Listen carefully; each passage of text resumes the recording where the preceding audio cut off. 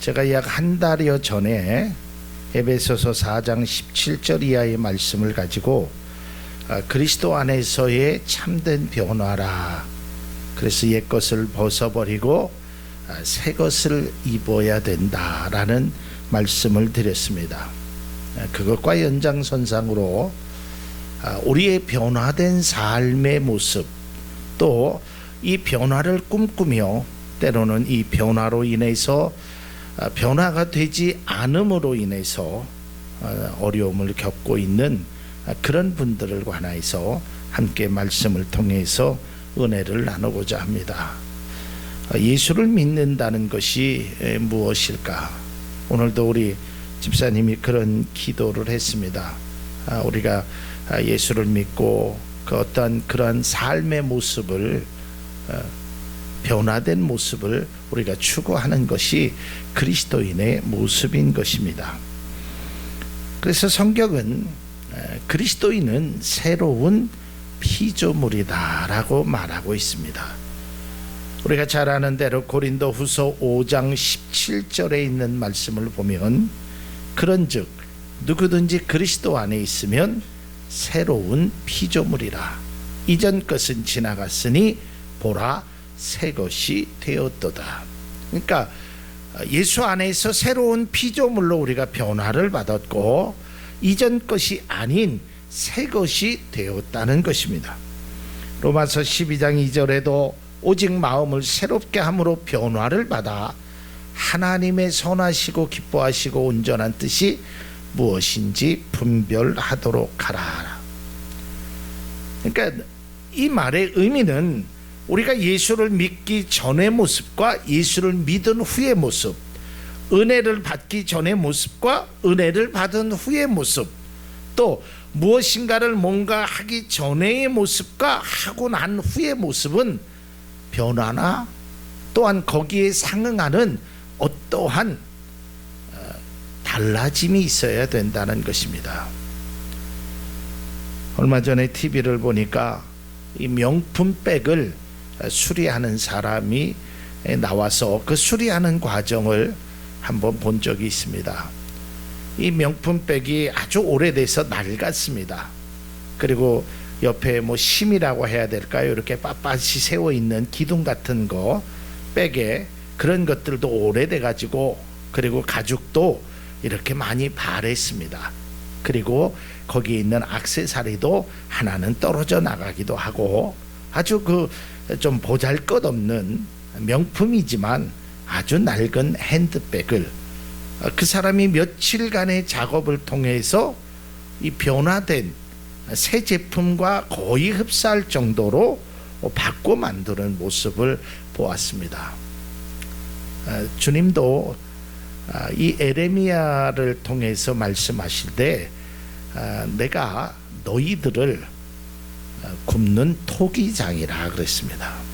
그래서 새롭게 변화되게 하나님이 우리를 만들어 주신다는 것입니다. 아마 여러분들이 스스로 이런 질문을 우리가 행할 수 있을 겁니다. 나는 예수님을 믿은 후에 얼마나 달라졌는가? 나는 그리스도인으로 얼마나 변화되어 가고 있는가? 물론 예수를 믿기 전에 모습이 없는 분도 계실 겁니다. 아주 어려서부터나 심지어는 뱃속에서부터 예수를 믿었던 사람들은 예수 믿기 전에 내가 어떤 모습을 살았는지를 모를 수 있습니다. 그러나 우리가 예수 그리스도인으로 내가 이전에 믿었던, 이전에 알고 있었던 것보다 성경을 배우고 기도를 하고 말씀을 통해서 내가 어떤 변화가 일어나는, 그러한 변화는 스스로 알 수 있을 겁니다. 아마 여기 계신 모든 분들이 크고 작든 간에 우리에게는 변화가 분명히 있을 것입니다. 또 있었습니다. 그런데 문제는 이 변화가 지속적으로 이어지지 않는다는 것입니다. 저 또한 마찬가지입니다. 한때 참 하나님 앞에 그 은혜를 받고 주님의 십자가만 바라보면 그 눈물을 흘렸고 어렵고 힘들 때 시간을 정해놓고 하나님 앞에 나가서 늘 기도하면서 하나님의 은혜를 간구했던 그 시절도 저에게도 있었습니다. 때로는 그때 하나님이 위로도 주시고 살 길도 열어주시고 은혜도 주셨습니다. 그때 그 모습이 지금의 모습과는 사뭇 다른 것입니다. 그러니까 그런 변화된 모습이 계속적으로 지속적으로 이어져 가야 되는데 이것이 잘 되지 않는 것이 사람의 마음이고 아마 우리 모든 분들의 고민일 것입니다.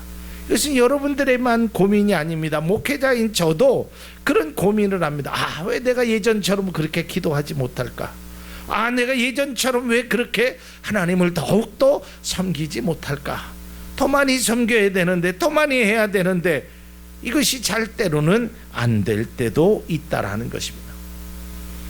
예수를 믿고 교회를 다녀도 여전히 변화되지 않는 사람들도 있고, 때로는 변화가 있었지만 있는 듯 하다가 다시 예전의 모습으로 돌아가는 경우도 있습니다.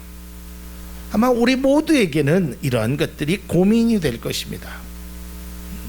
제가 지난 한 주간 동안 이 말씀을 묵상하면서 저의 삶을 한번 뒤돌아보면서 참 이 변화라는 것이 참 쉬운 것이 아니구나. 사람이 달라진다라는 것이, 사람이 진정으로 깨닫고 그 변화가 일어난다라는 것이 쉽지 않구나라는 것을 제가 깨닫게 되었습니다. 그러면서 제가 대학교 다녔을 때 일이 생각납니다. 지금은 아마 대학교에서 그런 일이 없지만 제가 대학을 다녔을 때는 이런 일이 있습니다. 이제 방학을 앞두고 이제 기말고사를 합니다. 그런데 기말고사 전에 꼭 교수님들이 레포트를 내주십니다. 레포트를 쓰려고. 근데 이게 미리 준비한 학생들은 문제가 없는데 이게 좀 늦게 준비하다 보면 이제 시험하고 겹치는 겁니다. 이때 학생들이 교수님에게 이런 제안을 합니다. 교수님, 레포트 기간을 한 주만 좀 연기시켜 주시면 안 되겠습니까? 시험 끝난 다음에 레포트를 좀 낼 수 있도록 시간을 좀 연장해 주십시오. 그러면 이제 교수님이 그렇게 하자. 그래서 나중에는 제가 한 3학년 때인가 되면 아예 학교에서 레포트 기간이라고 시험 끝나면 그거를 합니다. 저도 한두 번 해본 적이 있는 것 같아요. 시험 끝나면 다 이제 기숙사에서 학생들이 짐을 다 꾸려서 집에 가는데 집에는 못 가는 거예요. 왜냐하면 레포트를 내지 않아서. 그래갖고 학생들이 쓰면서, 그때 저도 쓰면서 뭐 때로는 후배나 때로는 선배나 동기들이 똑같은 말을 합니다. 뭐라고 얘기하냐면 다음 학기에는 내가 꼭 일찍 집에 갈 거다. 절대로 한 주간 동안 레포트 쓰지 않겠다. 라는 말을 8학기 내내 하면서 졸업할 때까지 레포트를 쓴 학생들도 제가 보았습니다. 변하지 않는 거예요. 그때는 마음이 내가 이제 진짜 열심히 해서 레포트 내야지. 그런데 새로운 학기가 되고 또 시간이 지나면 또 그냥 흘러 다시 예전의 모습으로 돌아가는 것입니다. 우리도 마찬가지 아니겠습니까? 영적으로도 새로운 1년 되면 1월달 되면 내가 2018년도에는 이렇게 살아보겠다. 내가 하나님의 말씀을 통해서 은혜를 받으면 내가 이렇게 살아보겠다라고 다짐하다가 어느 순간 좀 변화된 듯 하다가 어느 순간에 되면 다시 예전의 모습으로 레포트를 쓰는 그 학생들과 같은 모습이 우리들의 모습이 아닐까. 이것이 저의 모습이었고 우리가 고민하는 모습이라고 생각되어지는 것입니다. 그리스도인의 변화된 삶을 살아가기를 원하는 모든 그리스도인, 특별히 이 시간에 함께 예배드리는 우리들에게 그렇다면 왜 변화가 이렇게 쉽게 이루어지지 않을까? 지속적으로 연결되지 않을까? 그것에 관해서 함께 말씀을 나누도록 하겠습니다. 그리스도인의 참된 변화의 삶은 첫째로 주님을 만나야 된다라는 것입니다. 진정한 변화를 원하기 위해서는, 그 변화가 이루어지기 위해서는 주님을 만나야 한다라는 것입니다. 사람들이 어떤 외형적인 변화를 추구할 때도 있습니다. 그리고 우리가 그 변화를 아주 내 노력이나 내 의지로 하려고 하는 사람들도 있습니다. 내가 기도해야지, 내가 전도해야지, 내가 이렇게 살아야지, 내가 진실되게 살아야지, 다 그러고 싶죠. 여러분, 그러고 싶지 않은 사람이 어디 있겠어요? 저도 그러고 싶어요. 아마 여기 계신 모든 분들 보면 다 그러고 싶을 겁니다. 근데 잘 안 되잖아요. 이게 우리의 현실이잖아요. 나만 안 되는 것이 아니라 저 사람도 안 되고 모두가 다 안 된다는 거예요. 왜 안 되냐면 진정으로 주님을 만나지 못해서 그래요. 그러니까 이 변화가 여러분 쉽지 않은 겁니다. 여러분, 우리가 이 변화를 굉장히 쉽게 생각하니까 우리가 마치 TV에서 어떤 스포츠 경기를 보면서 야, 그것도 못 차, 야, 슈팅을 해야지, 이 바보 같은 녀석아. 근데 진짜 여러분들이 경기장에서 뛰면요, 30분 동안 나는 공을 한번 만져보질 못하더라니까요. 그게 쉬운 게 아닌데 우리는 그리스도인만 되면, 예수만 믿으면 금방 변화가 일어날 것처럼 생각하고 그 변화가 이루어지지 않는 것에 대해서 때로는 실망한단 말이에요. 저는 여러분들에게 변화가 이루어지지 않는 것을 책망하는 것이 아니라 변화가 이루어지지 않는 것이 어찌 보면 극히 당연한 일이라는 겁니다. 이게 쉽지 않다라는 거예요. 근데 우리는 쉽지 않은 것을 너무 쉽게 생각하니까 거기에서 갈등이 생기고 문제가 있다라는 거예요. 그러니까 내 힘으로는 안 되는 겁니다. 내 의지로는 한계가 있는 겁니다. 이 영적인 변화는 주님을 진정으로 만나기 전에는 이 변화는 이루어질 수 없다라는 거예요. 그러기에 우리가 진정한 변화를 원한다면 주님을 만나야 되는 것입니다. 거기에 간절함이 있어야 그것이 진정한 변화가 이루어진다는 것입니다. 여러분, 겟세마네 동산에서 예수님이 기도하셨죠. 땀방울이 핏방울이 되도록 기도하셨습니다. 제자들은 뭐 했죠? 잠자고 있었어요. 예수님이 오셔서 제자들을 깨웠잖아요. 나를 위해서 한시라도 기도할 수 없느냐. 그리고 다시 예수님이 기도하시잖아요. 또 와서 보니까 또 자고 있는 거예요. 그리고 두 번째 말씀하시고 세 번째 기도하시고 다시 내려오니까 그들은 여전히 또 자고 있는 것입니다. 예수님의 모습을 보고도, 예수님의 말씀을 듣고도 그는 예수님의 곁에 있으면서도 자고 있다라는 겁니다. 이때 주님은 그 제자들을 향하여 이렇게 말씀합니다. 마가복음 14장 38절에 시험에 들지 않게 깨어 있어 기도하라. 마음에는 원이로되 육신이 약하도다. 여러분, 모든 그리스도인들이 마음마저 그런 마음이 없는 사람은 아마 없을 겁니다. 아마 이거는 그리스도인들 뿐만 아니라 모든 사람들이 마음속으로 내가 열심히 살아야지, 내가 정직하게 살아야지, 내가 최선을 다해서 살아야지, 이런 마음은 다 들죠. 근데 육신의 한계가 있단 말이에요. 이걸 이겨내질 못한단 말이죠. 특별히 영적인 것은요, 여러분의 힘으로 안 됩니다. 내 능력과 내 지식으로 될 것 같았으면 벌써 여러분들은 다 변했을 것이고, 진짜 여러분들이 꿈꾸는 최고의 그러한 믿음의 사람의 모습을 가졌을 것입니다. 그런데 그게 그렇게 쉽지 않다라는 거예요. 하고 싶은데 어느 때는 육신이, 하고 싶은데 어느 때는 상황이, 하고 싶은데 어느 때는 마음이, 그것을 우리를 가로막고 있다라는 겁니다. 사도 바울도 이러한 것을 절감하면서 오호라 나는 괴로운 사람이로다. 누가 이 사망의 몸에서 나를 구원하랴. 사도 바울도 그게 쉽지 않았다는 것을 고백하고 있다라는 것입니다. 우리가 진정한 변화를 이루기 위해서면, 그 변화가 우리의 삶 속에 이루기 위해서는 나의 힘으로나 의지로는 안 된다는 것을 먼저 깨달아야 된다는 거예요. 여러분, 내 힘으로 신앙생활을 한다는 것이 얼마나 힘든 일인 줄 아십니까? 내 능력으로만 신앙생활을 한다는 것이 얼마나 고달픈 일인 줄 아십니까? 결코 그것은 바람직한 신앙생활도 아니고 가다가 지치게 된다라는 것입니다.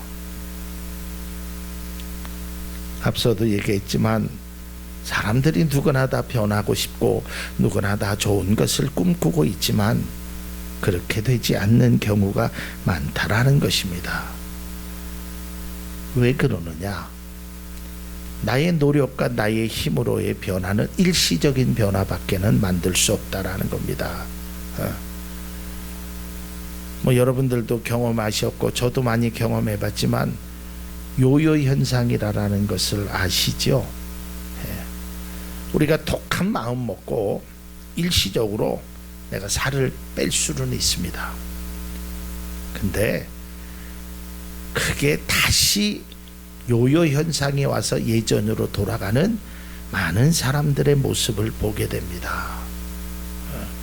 이것은 단순히 육신적인 살의 문제가 아니라 여러분들이 그동안 계획했던, 여러분들이 어떤 구상했던 이러한 것들이 다시 요요 현상으로 예전으로 돌아간다라는 거예요. 문제는 영적인 요요 현상이 일어난다라는 겁니다. 이것을 우리는 방지해야 될 필요가 있다라는 겁니다. 그러나 그 방지의 해결책은 주님이 주신 은혜, 주님을 진정으로 내가 영적으로 만나야 진정한 변화가 이루어질 수 있다라는 것입니다. 올여름에 참 많이 더웠죠. 또 가뭄도 심했습니다. 그래서 채소들이 보면 참 보기에도 안타까울 정도로 말라 비틀어지기도 하고 심지어는 뜨거운 열에 타서 죽기도 했습니다. 그래서 어떤 사람은 매일같이 물을 주는 겁니다. 그러면 어느 정도는 견딜 수 있겠죠. 어느 정도는 버틸 수 있겠죠. 살아갈 수 있겠죠. 그러나 거기에는 한계가 있다라는 것을 우리가 합니다. 하늘에 빗줄기가 오면 그 모든 대지가 다 촉촉해졌고 그 시들었던 그 잎사귀에 다시 생기가 돋는 변화가 일어나듯이 우리 영적인 것도 하나님이 주시는 은혜를 통해서 여러분의 삶에 진정한 변화가 있기를 주님의 이름으로 축복을 드립니다. 그래서 우리의 변화는 여러분의 의지로 안 된다는 것을 스스로 깨달아야 됩니다. 그것 갖고 안 되는 것입니다. 이건 목사도 안 되는 거고요, 장로님도 안 되고 권사님도 안 되고요, 예수를 평생 믿었던 사람도 안 됩니다. 우리는 자꾸 거기에 내 의지로 내 생각으로 되려고 하는 그 마음 자체에서 우리는 무너지는 겁니다. 그래서 어떤 결과가 일어나냐면 나는 역시 안 되는 거고, 아니 안 되는 일을 하고 안 되는 거죠. 나는 안 되는구나가 아니라 안 되는 일을 했기 때문에 안 되는 것입니다. 그래서 우리는 이러한 변화가 분명히 있어야 되는데 그 변화는 주님을 진정으로 만나야 진정한 변화를 이룰 수 있다라는 것입니다. 사도 바울이 사울의 삶을 살 때 예수님을 진정으로 그가 만나서 사도 바울로 완전히 변하게 됩니다. 또한 세리장이었고 세상의 비난을 받았던 삭개오가 그 나무 위에 올라가서 주님을 만납니다. 그리고 그에게 물질관이 또한 구원을 얻는 완전히 변화된 삶을 그가 살아가게 된다는 것입니다. 여러분들이 변화를 꿈꾸고 계십니까? 아니, 때로는 변화가 되었다가 다시 시들어버리는 여러분의 모습을 보고 실망하고 있지는 않습니까? 그러나 결코 포기하지 마십시오. 그리고 실망하지 마십시오. 그것은 극히 당연한 결과이고, 우리가 진정한 변화를 위해서는 주님 앞에 기도하고 주님을 만남으로 하늘로부터 오는 변화가 여러분 가운데 있기를 주님의 이름으로 축복을 드립니다. 그 다음에 두 번째 변화는 하나님의 음성을 들어야 된다는데, 이 하나님의 음성은 뭐 산신령으로 들려지는 게 아니라 말씀을 들어야 된다라는 것입니다. 말씀을. 우리 교회가 하루에 10분씩 성경 읽고 10분씩 기도하자라고 제가 벌써 약 한 2달 가까이 계속적으로 여러분들에게 권면하고 있습니다. 여러분, 말씀을 읽으십시오. 그 말씀 속에 살아있는 하나님의 음성이 들려지기를 바랍니다. 우리가 하나님의 말씀을 읽어야 돼요. 좀 안타까운 것은요, 많은 크리스찬들이 성경의 말씀을 너무 외면하고 있다라는 겁니다. 성경의 말씀을 정말 깊이 묵상하고 이 말씀이 나에게 어떤 말씀으로 하는지에 관해서 전혀 관심조차 갖지 않는다는, 그러니까 많은 그리스도인들조차 성경책은 수면제와 같습니다라고 말하고 있는 것이 우리의 현실 아니겠습니까? 여러분, 그리스도인으로 살기 위해서는 하나님의 음성, 하나님의 말씀이 있어야 됩니다. 근데 그 말씀은 목회자가 성경을 해석해주고 여러분에게 해주는 건 일주일에 한 번에 불과한 것입니다. 그리고 제 말이 다 맞는 것은 아닙니다. 때로는 제가 잘못된 말을 전달할 수도 있습니다.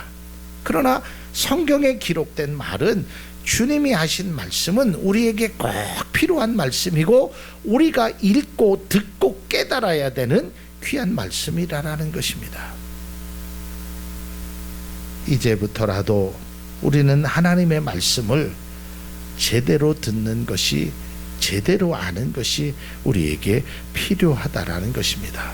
그래서 여러분들이 진정으로 변화가 되기 위해서는 하나님의 말씀을 늘 그 가운데 기록한 대로 읽고, 또한 우리가 다 읽는다고 해서 어떤 분들은 그런 말씀, 목사님 성경이 너무 어려워요, 읽어도 무슨 말씀인지 모르겠어요. 그러나 여러분, 처음에는 그럴지 몰라도 이것이 몇 번이고 반복되어 들면 그 말씀이 이런 말씀이구나 스스로 깨달아집니다. 여러분, 우리가 뭐 이제 노래라는 것을 이제 부르지 않습니까? 그러면 이제 때로는 우리 안수 집사님이 찬양하다 보면 여러분들이 모르는 곡이 나오잖아요. 근데 처음에 들으면 도대체 음도 따라갈 수 없고 뭐 잘 모를 수 있어요. 그런데 그것이 몇 번이고 이렇게 듣다 보면 음도 따라가고 여기에 은혜가 되는 것입니다. 그러니까 성경도 마찬가지입니다. 우리가 처음 읽으면 그 말씀이 잘 이해도 안 되고 어렵게 느껴지면 여러분 쉬운 것부터 읽으세요. 시편이나 때로는 잠언이나 뭐 이런 것부터 여러분들이 읽어가세요. 너무 어려운, 그래서 레위기 같은 거 여러분들이 읽으면서 고통당하지 마시고 아주 쉬운 것부터, 또한 사복음서 같은 건 예수님의 말씀이잖아요. 그러니까 이런 것을 들어야 우리가 어떠한 진정한 변화를 이루어 나갈 수 있다라는 것입니다. 여러분, 사도 바울이 진정한 변화는 어디서 있었냐면 주님의 음성을 들을 때였습니다. 그가 다메섹 도상에서 주님의 음성을 듣게 됩니다. 사도행전 9장 4절에 땅에 엎드려져 들음에 소리가 있어 이르되 사울아 사울아 내가 어찌하여 나를 박해하느냐. 이때 우리가 성경은 기록되어 있지 않지만 9장 5절에 보면 사울이 이렇게 얘기합니다. 네 시오니까. 이때 주님이 말합니다. 네가 박해하는 예수라. 이 말씀을 듣고 그가 완전히 변하게 됩니다. 또 예수님을 3번씩이나 부인했던 베드로에게 주님은 말씀합니다. 요한복음 21장 16절에 그들이 조반 먹은 후에 예수께서 시몬 베드로에게 이르시되 요한의 아들 시몬아 내가 이 사람보다 나를 더 사랑하느냐. 3번의 물음을 하시지 않습니까? 이 말씀을 듣고 그들이 깨닫게 된다라는 것입니다. 주님의 음성을 들어야 됩니다. 그러기에 우리는 성경을 읽어야 하는 것입니다. 3번째로 우리의 진정한 변화를 이루기 위해서는 주님의 뜻을 알아야 된다라는 것입니다. 얼마 전에 저희 집 안방에 등이 나갔습니다. 캄캄하게 등이 나가서 그저 집에다가 스탠드 이렇게 켜놓고 며칠을 살았습니다. 제 아내가 등 좀 갈아달라고 그러는데 선뜻 용기가 나질 않았습니다. 아시죠? 제가 형광등도 못 가는 거. 근데 나도 불편하더라고요. 등이 안 들어와서. 그래서 용기를 얻어서 등을 샀습니다. 그리고 그걸 다 풀러서 또 자랑 좀 하려고 아내가 없을 때 탁 끼워놓으면 탁 들어왔을 때 불이 쫙 하고 들어오면 멋지겠다. 그래갖고 등을 다 갈았습니다. 그리고 스위치를 아주 멋지게 켰습니다. 그런데 어찌된 일인지 등이 하나도 들어오지 않았습니다. 이렇게 만져보고 저렇게 만져봐도 안 되는 거예요. 그래서 제가 좀 눈썰미는 있거든요. 본 기억이 있어서 그 스위치를 그 드라이버로 한번 열어봤어요. 그러니까 제 아내가 있으면서 쓸데없는 짓 하지 말아라고, 괜히 만져갖고 더 고생내트리지 말고 가만 놔두라고. 근데 만져봐도 모르겠더라고요. 근데 그게 아내야 우리 백 집사님에게 그런 말씀을 드렸더니 아유 목사님 꼼꼼한 데서 어떻게 사십니까? 이제 형광등만 간 게 아니라 이게 전체가 다 문제가 되는 줄 알고 이제 등 그 갓까지 다 LED 등으로 사왔어요. 근데 집사님이 아무리 해도 등이 들어오질 않는 거예요. 그래서 목사님이 이상하다라는 거예요. 이게 전기가 안 들어온다라는 거예요. 그러면서 이걸 어떻게 해야 되는지, 이거 뭐 전기가 무슨 들어와야, 전기가 플러스 마이너스가 연결하면 이게 뭐 스파크가 일어나든 전기가 돼야 되는데 아예 전기 자체가 안 들어온다는 거예요. 이렇게 해도 안 되고 저렇게 해도 안 되고. 그래서 며칠 동안 또 깜깜한 밤에 살았습니다. 이제 하는 수 없이 우리 아파트를 전문으로 하는 기술자를 불렀습니다. 그래 기술자가 보고 그분도 처음에는 당황하네. 우리 백 집사님과 똑같은 이야기를 하는 겁니다. 왜 이게 전기가 안 들어오는, 어디가 중간에 전선이 끊어졌는지 잘 모르겠다. 그러다가 나중에 발견한 것이 하나 있었습니다. 그것은 제 그 방의 침대 옆에 스위치가 하나 있습니다. 그게 뭐냐면 이제 안방은 이제 들어오는 입구에서 이걸 켜잖아요. 그럼 이제 누워 있으면 이걸 끄려고 그러면 일어나야 되잖아요. 그러니까 발가락으로 탁 타치하면 불이 꺼지는 그 등이 있었습니다. 그걸 몰랐어요. 거기를 차단시켜 놓고 아무리 형광등을 갈고 뭐 전기를 아무리 노력을 해도 변화가 일어나질 않았습니다. 제가 그때 깨달았어요. 그렇구나. 애쓰고 힘쓰는 거로 모든 것이 다 되는 것이 아니라 정확한 뜻을 알아야 되겠구나. 여러분, 우리의 신앙도 마찬가지입니다. 우리가 만일에 제가 그걸 미리 알고 우리 집사님에게 그걸 내가 전해드렸다면 고생하지 않아도 될 일을 많은 고생하고 물질도 시간도 낭비하게 되었다는 것입니다. 신앙도 마찬가지입니다. 우리에게 향하신 하나님의 뜻이 무엇인지를 알면 나의 진정한 변화를 만들어 나갈 수 있다는 것입니다. 예수님의 제자들은 예수님께서 십자가의 죽음을 당하시사 그들은 각기 제 길로 갔습니다. 이제는 끝났다. 그리고 오히려 고생한 것이 헛수고라고 그들은 생각했습니다. 그래서 각기 제 길로 갔습니다. 그러나 그들은 나중에 예수님께서 왜 십자가에 돌아가셨는지 그 뜻을 알고 나서는 그들은 복음 증거자로, 심지어는 목숨 걸고 복음을 증거하는 그러한 진정한 제자로 변화를 얻게 되었다는 것입니다. 이런 것입니다. 사랑하는 성도 여러분, 우리가 아무리 반복하고 다짐하고 결단하고 작심해도 여전히 변화되지 않는 모습에 실망하거나 좌절하고 있다면, 우리가 진정 변화를 꿈꾸고 있다면 주님의 뜻을 알아야 합니다. 나를 향하신 그 주님의 뜻이 무엇인지 이것을 우리가 깨달아야 한다라는 것입니다. 그리고 결코 그 변화를 포기하지 않기를 바랍니다. 그래도 변화조차 꿈꾸지 않는 사람들보다는 훨씬 낫다라는 것입니다. 진정한 그리스도인으로 변화된 삶을 살기를 원하는 우리 모두에게 때로는 변화에 실패할지라도 절대 포기하거나 미루지 마십시오. 그리고 지금 이 순간이 우리에게 주시는 하나님이 우리에게 말씀하시는 변화의 기회인 줄도 모르는 것입니다. 그러기에 우리는 주님의 그 뜻대로 우리는 진정한 변화를 이루어 나가는 그런 모습이 우리 가운데 있기를 바랍니다. 마지막으로 말씀 한 구절 보겠습니다. 고린도후서 6장 1절에서 2절 말씀입니다. 우리가 하나님과 함께 일하는 자로서 너희를 권하노니 하나님의 은혜를 헛되이 받지 말라. 이르시되 내가 은혜 베풀 때에 너에게 듣고 구원의 날에 너를 도왔도다 하셨으니 보라 지금은 은혜 받을 만한 때요 보라 지금은 구원의 날이로다.